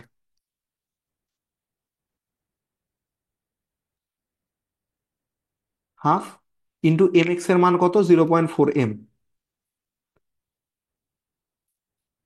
into v x square. তাহলে এটা ক্যালকুলেট করলে আসবে 0.2 m v x square. Okay, এবার তার পরের পার্টে আমরা ওয়াই এর শক্তি বের করার চেষ্টা করব। ঠিক আছে,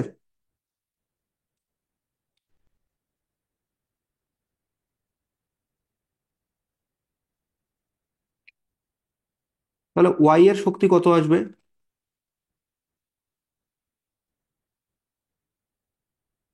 kinetic energy of y equal to আসবে half m y v y square, half এই এম ওয়াই এর মানটা আমরা এম ধরছিলাম, ইন্টু ভি ওয়াই এর মানটা আবার পাইছি 0.4 time v x.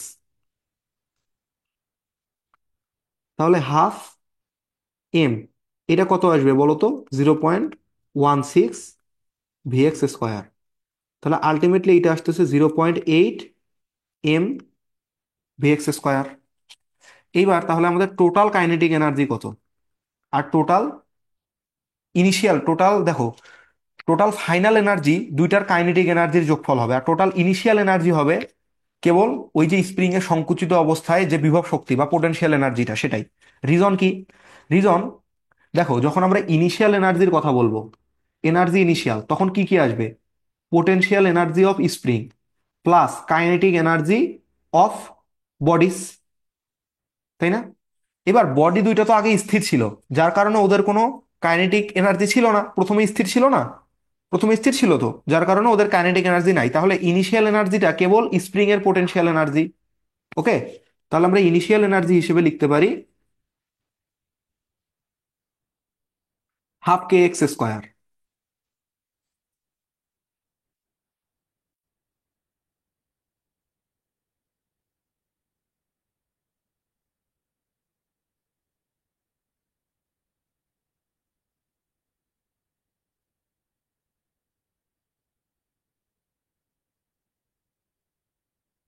Half k x square. আর ফাইনাল এনার্জি, ফাইনাল এনার্জি হিসেবে কি আসবে বলো তো? বডি দুইটার কাইনেটিক এনার্জি প্লাস স্প্রিং এর পোটেনশিয়াল এনার্জি। এবার স্প্রিং এর পোটেনশিয়াল এনার্জি জিরো হয়ে গেছে না, কারণ সংঘর্ষটা যখন শেষ, অর্থাৎ স্প্রিংটা একদম রিল্যাক্স হয়ে গেছে, তখন তার মধ্যে সংকোচন কত? জিরো, যার কারণে তার কোনো সঞ্চিত শক্তি নাই। ওকে, তাহলে এটা শুধু হবে বস্তু দুইটার কাইনেটিক এনার্জির যোগফল। Half k x square equal to kinetic energy of x plus kinetic energy of y. তাহলে এই যে half k x square equal to kinetic energy of x কত, 0.2 m v x square, plus kinetic energy of y কত, 0.8 M v y square. দুইটা যোগ করে দিলে কত আসবে, 1 × m v y square. Sorry, v x হবে, এটাও ভি এক্স। ওয়াই এরটাও তো এক্স দিয়ে রিপ্রেজেন্ট করছি আমরা, দেখো ওয়াই এরটাকে এক্স দিয়ে রিপ্রেজেন্ট করছি না, এটা হচ্ছে ভি এক্স স্কোয়ার। ওকে, এইবার একটা ইনফরমেশন দেওয়া আছে আমাদের কাছে যে আলাদা হওয়ার মুহূর্তে এক্স এর গতিশক্তি হচ্ছে 1 জুল। দ্যাট মিনস এই যে 0.2, এই মানটা আমাদের কাছে 1 জুল দেওয়া আছে। এই যে এই যে টোটাল মানটা, এই মানটা হচ্ছে আমাদের কাছে 1 জুল। 1 জুল। তাহলে আমরা কি বলতে পারি, 0.2 m v x square equal to 1। বা এই জায়গা থেকে যদি আমরা চেঞ্জ করার চেষ্টা করি, তাহলে এইটা বলতে পারবো না যে m v x square equal to 1/0.2, অর্থাৎ শুধু 5 বলা যাবে তো নাকি? যাবে তো? এই জিনিসটার মান আমাদের কাছে 1 জুল দেওয়া ছিল, এটা এইভাবে লিখি, 1 জুল দেওয়াই ছিল। আমি কিছু করিনি এইখানে, আমাকে মাফ করে দাও, ক্ষমা করে দাও।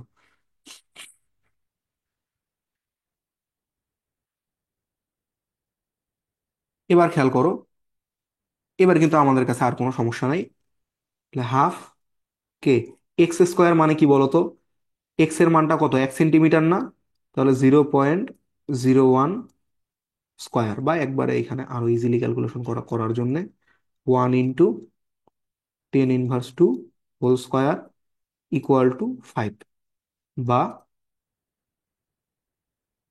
কে × 10⁻⁴ ইকুয়াল টু 5×2 = 10, বা k equal to 10⁵ newton per metre. এই হচ্ছে আমাদের আনসার।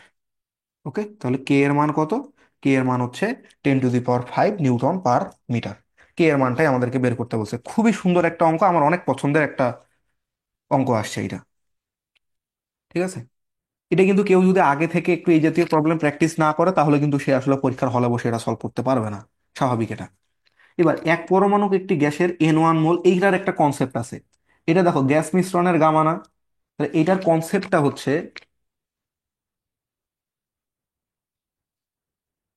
এটার কনসেপ্ট না জানলে তুমি বাবা অঙ্ক মিলাইতে পারবা না। এটা সেটা হচ্ছে gas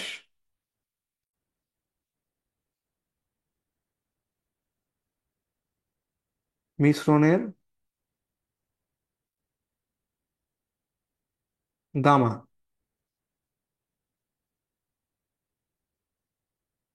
equal to 1+2/Fx। F হচ্ছে স্বাধীনতার মাত্রা,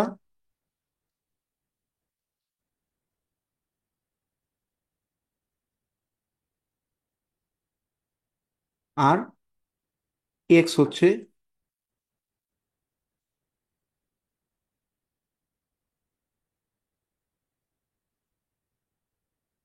মোল ভগ্নাংশ। এইবার খেয়াল করো, আমাদের প্রশ্ন অনুসারে কি কি জিনিস ইনফরমেশন আমাদের কাছে দেওয়া আছে। এই গামা মিক্সারটা দেওয়া আছে 3/2 ইকুয়াল টু 1+2/(Fx), বা এটাকে এরকম বলা যায় না, হাফ ইকুয়াল টু 2/(Fx), বা (Fx), এটা কত আসবে, 2×2 = 4। 4। এবার সামেশন অফ এফ এক্স মানে কি, এ দুইটা মিশ্রণ, তাই f1 x1 plus plus f2 x2 equal to 4। এই তো নাকি? এবার F1 কত, এক পরমাণু গ্যাস না, এক পরমাণু গ্যাসের জন্য ডিগ্রি অফ ফ্রিডম কত হয়, 3। আর এক পরমাণু গ্যাসটা আছে কয় মোল, 1 মোল, তাহলে এটা হবে N1 mole divided by N1 plus N2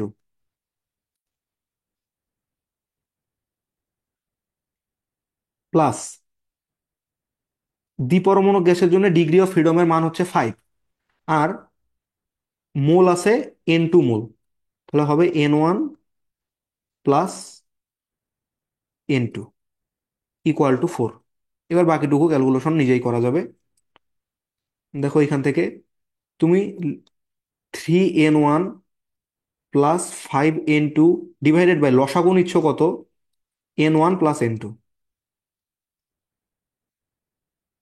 equal to 4, বা 3N1, এটা কিন্তু এম না আবার বাবা, এটা N2 plus 5N2 equal to 4N1 plus 4N2, বা এখান থেকে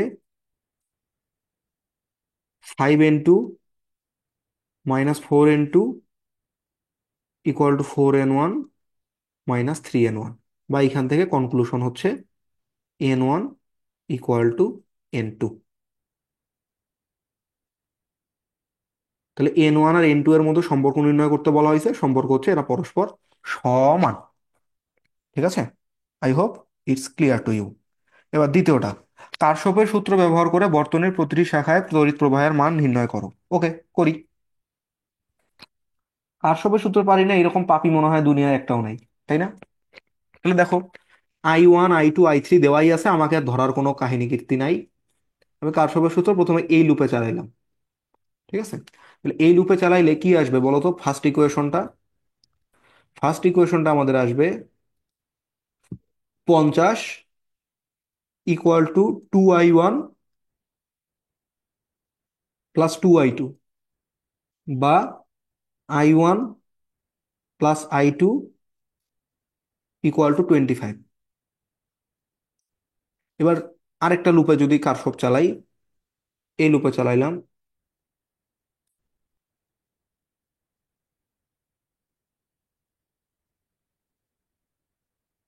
তাহলে কি পাওয়া যাবে,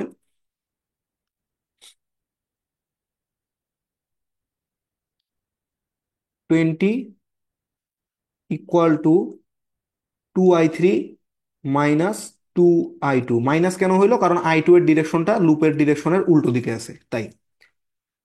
তাহলে এইবার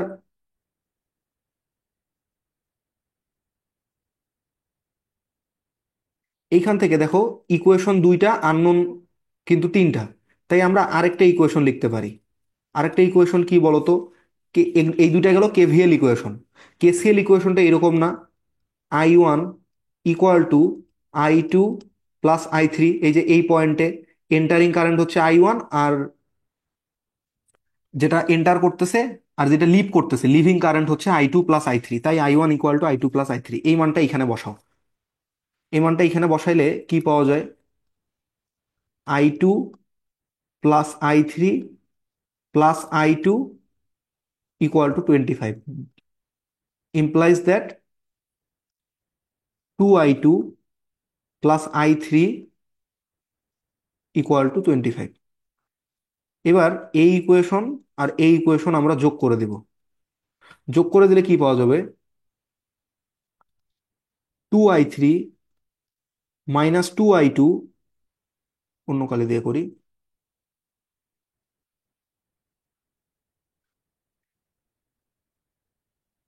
2I3 minus 2I2 plus 2I2 plus I3 equal to 20 plus 25, implies that এই পজিটিভ নেগেটিভ বাদ যাবে, এখানে হবে 3I3 ইকুয়াল টু 45, বা I3 ইকুয়াল টু 15 অ্যাম্পিয়ার। এবার I2 এর মানটা বের করা যাবে, আই টু এর মান কোত্থেকে বের করা যায়? এইখান থেকে বের করা যায়। আই টু ইকুয়াল টু কত? এই ইকুয়েশনটাকে আমরা চেঞ্জ করে এরকম ভাবে লিখতে পারি যে 10 equal two I3 minus I2, বা I2 ইকুয়াল টু কত? I3 মাইনাস 10, বা 15 - 10 ইকুয়াল টু 5 এম্পিয়ার। আর আলটিমেটলি I1 ইকুয়াল টু হচ্ছে I2 plus I3 equal to 5 + 10, 5 + 15 equal to 20 ampere. এবার আমাদের উত্তরটা ঠিক আছে কিনা এটা চেক করার একটা উপায় আছে, সেটা হচ্ছে মিলম্যান্স থিওরাম। ঠিক আছে, ওইটা মিলম্যান্স থিওরাম যদি বুয়েটে আসতো তুমি মিলম্যান্স থিওরাম দিয়ে করতে পারতা, বাট এখানে বলাই আছে কার্শফের সূত্র ইউজ করতে হবে। তাই ওইটা করা ছাড়া আমাদের কাছে কোনো উপায় নেই। তো মিলম্যান্স থিওরামটা আমি একটু করে বলে রাখি।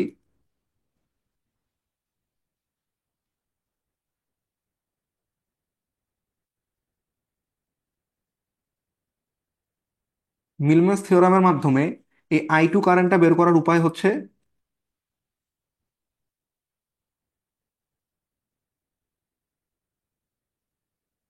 আর একটু নিচে লিখি এটা,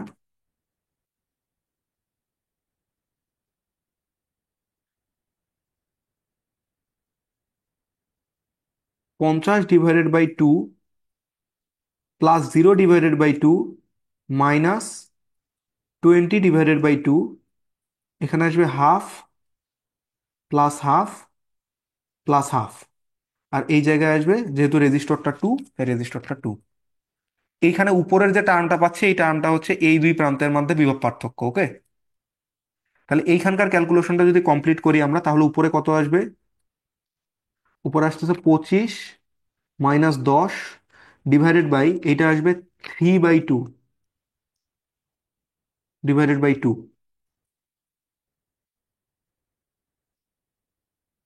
3/2 আসে না? হ্যাঁ, 3/2 ডিভাইডেড বাই 2। তারপরে এটা হচ্ছে 15 ইন্টু 2/3 ডিভাইডেড বাই 2, 2 বা 15/3, 5 এম্পিয়ার। উত্তর ঠিক আছে, I2 এর মান এইটাই আসবে। তাহলে I2 এর মানটা 5 এম্পিয়ার ঠিক আছে আমাদের। ঠিক আছে, বাট এইটা আমরা অ্যাভয়েড করবো, এটা করার দরকার নেই। ফাইনালি আমরা আমাদের লাস্ট প্রবলেমে চলে এসেছি।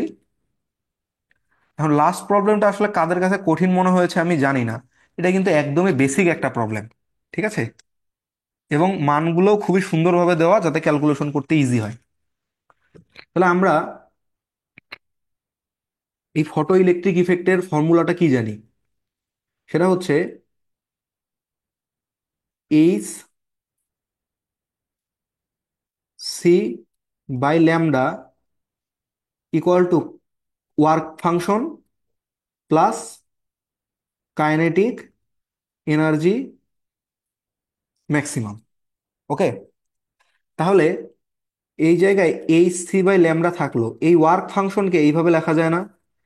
H c by lambda naught, অর্থাৎ সূচন তরঙ্গ দৈর্ঘ্য, প্লাস কাইনেটিক এনার্জি ম্যাক্সিমামটা, এটা তো দেওয়াই আছে আমাদের কাছে,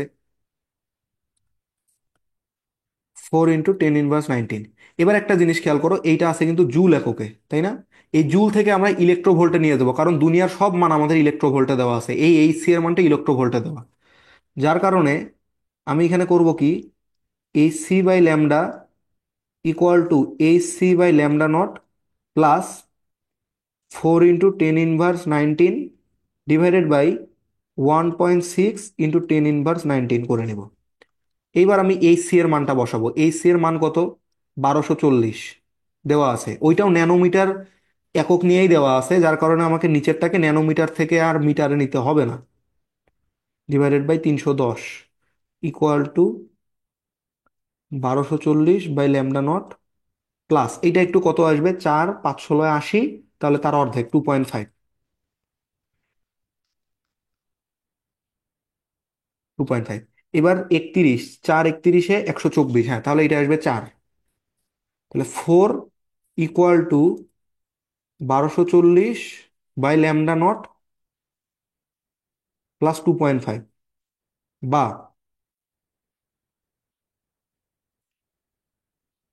1.5 equal to 1240 by lambda naught. তাহলে ল্যামডা নট ইকুয়াল টু আসতেছে আমাদের 1240 ডিভাইডেড বাই 1.5। তুমি এটাকে 1250 ধরেই ক্যালকুলেট করো, কোনো সমস্যা নাই। 1250 ধরে ক্যালকুলেট করলে কেমন উত্তর আসা উচিত?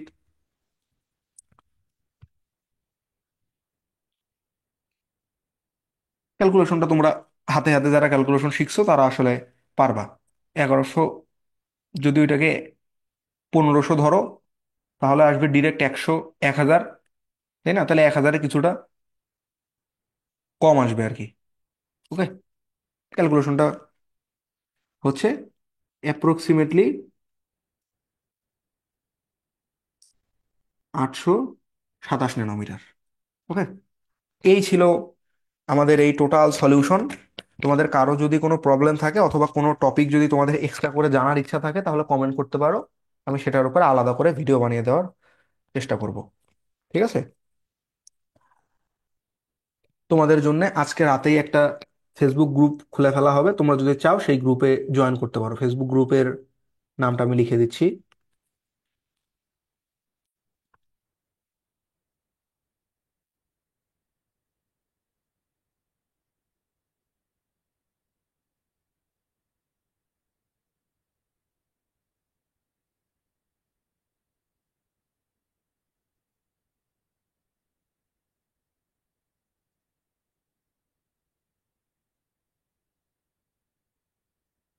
Explorers choice. ঠিক আছে? তো সবাইকে অনেক অনেক ধন্যবাদ সাথে থাকার জন্য।